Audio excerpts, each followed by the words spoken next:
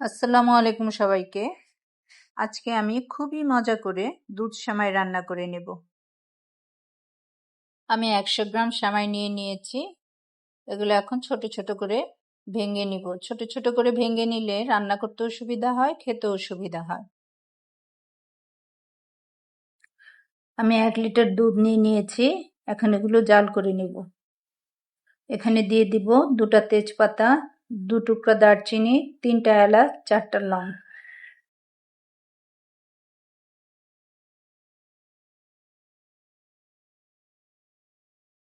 এখানে দিয়ে দিব 1 কাপ চিনি। চিনিটা দেওয়ার পর আমি একটু নেড়ে চেড়ে নেব। যে দুধে বলক চলে আসছে, এভাবে 2-3টা বলক আসলেই আমি দুধটাকে নামিয়ে নেব।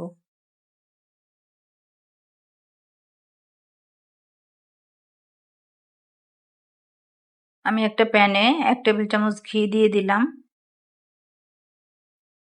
ঘিটা যখন গলে যাবে তখন এখানে দিয়ে দিব কিছু বাদাম।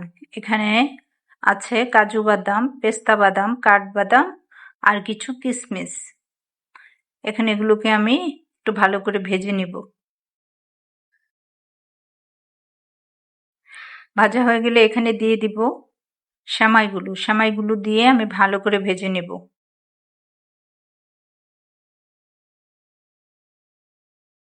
এখানে কিন্তু চুলার আঁচটা কমিয়ে রাখতে হবে, তা না হলে কিন্তু সেমাইগুলো পুড়ে যেতে পারে। এই যে দেখেন আমার সেমাইগুলো ভাজা হয়ে একটু কালার চেঞ্জ হয়ে গিয়েছে। এখন এখানে আমি দুধগুলো ঢেলে দিব। দুধগুলো ঢেলে সব নেড়ে চেড়ে একসাথে মিক্সড করে নেব।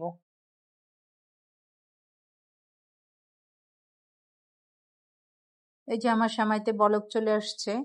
বলক আসার পরে কিন্তু অনেক সময় ধরে এগুলো রান্না করতে হয় না। এই যে আমার সেমাইগুলো হয়ে গিয়েছে। দুধটা এমন থাকতেই নামিয়ে নিতে হবে, তা না হলে কিন্তু নামানোর পরে সেমাইগুলো আরো ঘন হয়ে যাবে। আমি এখন একটা বাটিতে সেমাইগুলো ঢেলে নিচ্ছি। দেখেন মাশাআল্লাহ আমার সেমাইগুলো পারফেক্ট হয়েছে। এখন আমি কিছু কিশমিশ দিয়ে দিচ্ছি, জাস্ট দেখতে সুন্দর লাগবে এজন্য।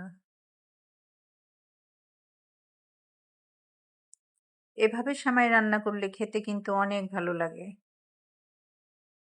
এই সেমাইয়ের মধ্যে দুধটা কিন্তু একটু ঘন হলে খেতে বেশি ভালো লাগে।